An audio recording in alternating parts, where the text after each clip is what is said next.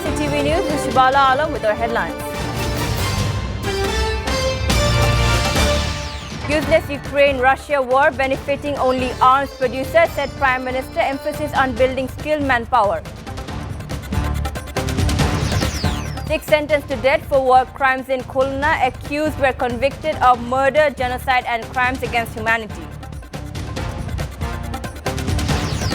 Dollar price saw ups and downs in carb market. DB to run drives is being hoarded forced.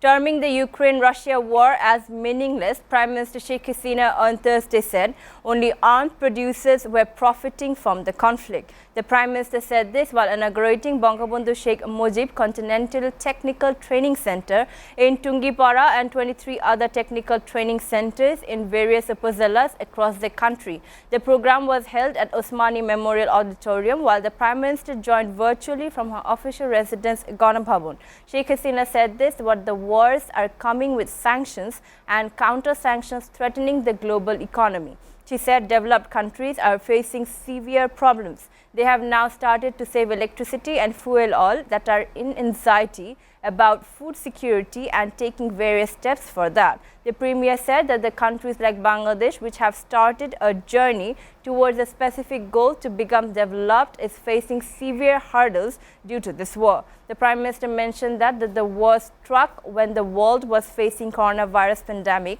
and resultant economic recession. Sheikh Hasina put emphasis on building skilled manpower as Bangladesh has a huge number of young population. The Prime Minister said that it's very much normal that the foreign exchange reserves will sometimes be more and sometimes less. She said that there are some people who are making hue and cry over the issue. I think it is enough if we have reserves for procuring 3 months' food.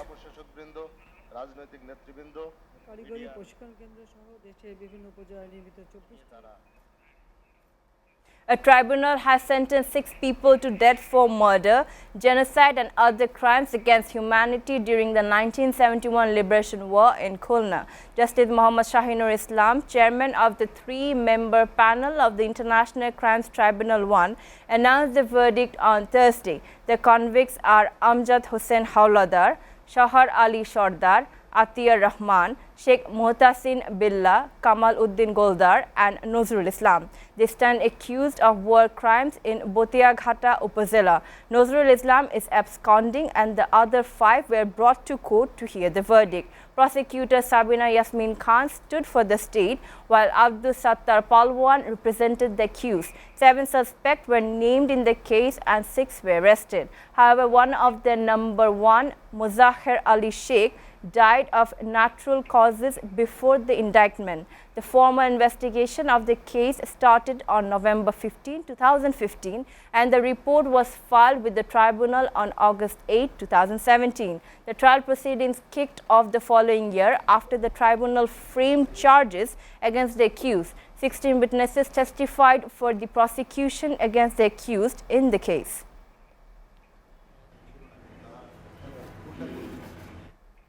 The Ministry of Liberation War Affairs on Thursday has launched Smart ID card and digital certificate distribution among freedom fighters. Liberation War Affairs Minister AKM Muzammil Haq inaugurated the program at the ministry's meeting room on Thursday. He said the printing of Smart ID cards and digital certificates of 17 districts have been completed.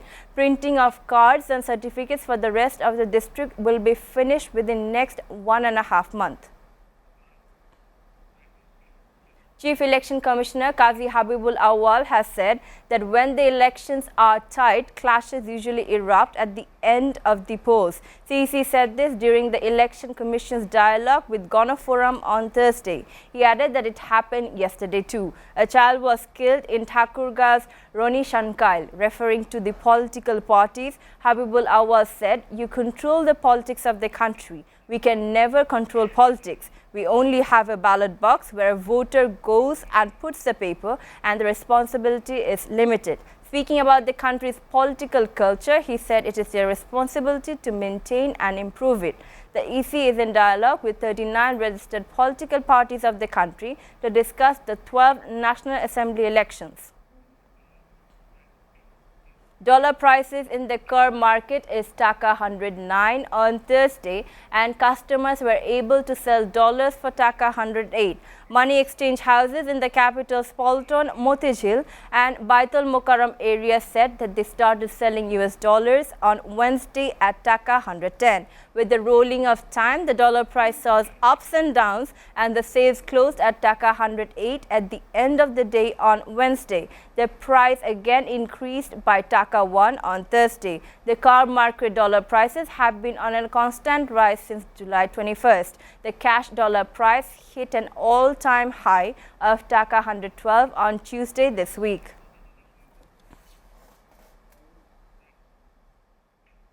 Detectives will run drives if US dollars are being hoarded illegally or if anyone tries to forge the greenbacks. Mohammad Harun al-Rashid, Chief of Detective Branch of Dhaka Metropolitan Police, said this while replying to a query at a press conference today. He said if we get information that someone is hoarding dollars or are taking fake dollar-making machines, we will definitely conduct raids. Due to huge demands in recent months, the exchange rate of the US dollar against Bangladeshi taka on July 26 hit a record of Dhaka 112 in the curb market. Amid the situation, many are trying to hoard dollars, law enforcers said. For the first time, a shipment of garments produced in Bangladesh has been shipped abroad from Bangla port, opening a new avenue for the export sector in the country. The Maersk Nessa, a ship bearing the flag of Panama, left the port for Poland at 11:30 a.m. Thursday. The ship is carrying 17 containers of garments from over 24 factories in Dhaka and its surrounding areas. Bangla Port Authority Chairman Rear Admiral Mohammad Musa said that the day as a memorable day for Bangla Port. He said a month after the inauguration of the Podda Bridge, garment shipments have used the bridge to reach Bangla and paved a new way for garment exports. Viewers are taking a short break. Please stay with us.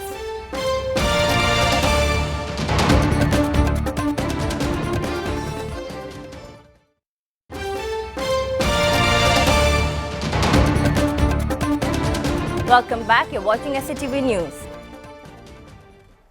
Now news from abroad. President Volodymyr Zelensky said on Wednesday Ukraine will up its export of electricity to the European Union as the bloc faces an energy crisis sparked by Russia's invasion. We are preparing to increase our electricity export to consumers in the European Union, Zelensky said in his daily address to the nation. We will gradually make Ukraine one of the guarantors of European energy security, he added. The Ukrainian electricity grid was connected to the European network in mid-March, helping to keep supplies flowing despite the war. Ukraine started exporting electricity to the European Union via Romania in early July.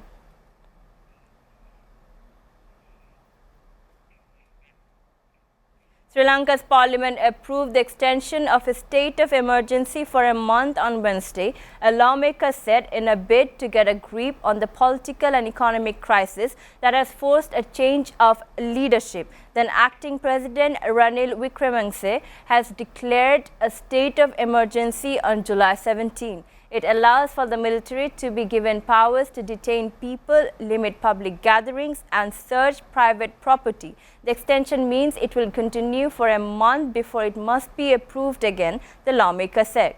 Wickremesinghe has won a parliamentary vote to become president 3 days after he declared the emergency and a week after Gotabaya Rajapakse fled the country and resigned from his post of president in the face of widespread protest. The fire in the region called Bohemian Switzerland in the Czech side of the Saxon Switzerland National Park on the German side, which started on the weekend, had seemed to be under control and spread again early Thursday. Hundreds of firefighters on both sides of the border, with the help from neighboring Poland and Slovakia, were battling the flames, while local authorities warned tourists to stay away. About 250 hectares of forest are currently burning and 8 firefighting helicopters were helping to douse the flames. Another large forest fire in the Elbe-Elster district in the eastern German state of Brandenburg also flared up again on Wednesday evening, local authorities said. Germany's Minister for Agriculture said Wednesday night the government would help battle the fires and praised those already working to extinguish them. Germany's army has sent several military helicopters to both fires and support local units. Now sports news. The 22nd edition of the Commonwealth Games opens in Birmingham on Thursday, bringing together around 5,000 athletes from 72 nations and territories to compete in 19 sports over 11 days. Some track and field stars will be absent when the competition gets underway just days after the end of the World Championship in Eugene, Oregon. But there will be still plenty of big names on show at the event, which features sports as diverse and lawn bowls and marathon running.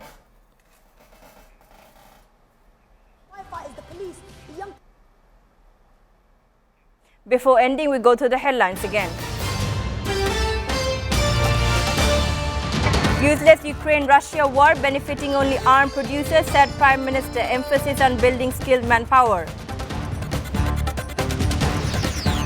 6 sentenced to death for war crimes in Khulna. Accused were convicted of murder, genocide and crimes against humanity. Dollar price saw ups and downs in carb market. DB to run drives if being hoarded forced.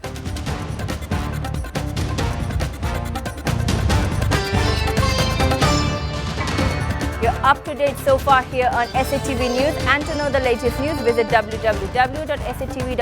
Stay with SATV.